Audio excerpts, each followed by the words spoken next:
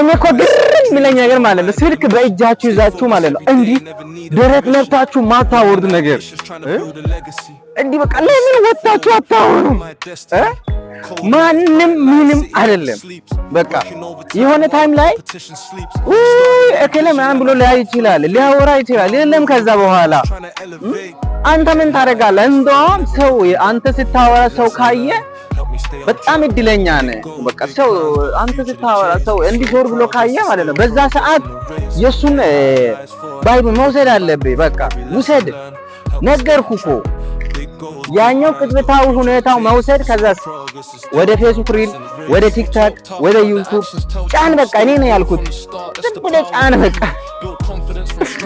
ምንም ማንም ምንም ይሁን አንተ ካንተ የሚጠበቀው ራስ ሁንና በቃ ራስን አረጋግተህ ወደ ዩቲዩብ በቃ የፈለክበት የምትጠቀምበት ፕላትፎርም ሚዲያ ላይ ጫን። የለም በቃ ከዛ ውጪ ስለ ሰው አታስብ። ሰው ተጠራርጎ ገደል ይግባ።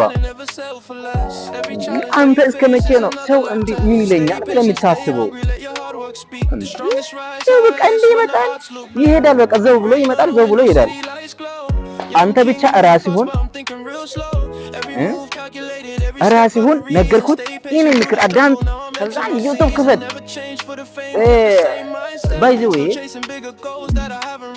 ካላወራም ስለ ዩቲዩብ ሞር ፍላጎት ሲኖራችሁ አወራለሁ እና ይሄ ቻናል ሰብስክራይብ ማድረግ እንዳትረሱ። ወደ 100,000 አስገቡኝ።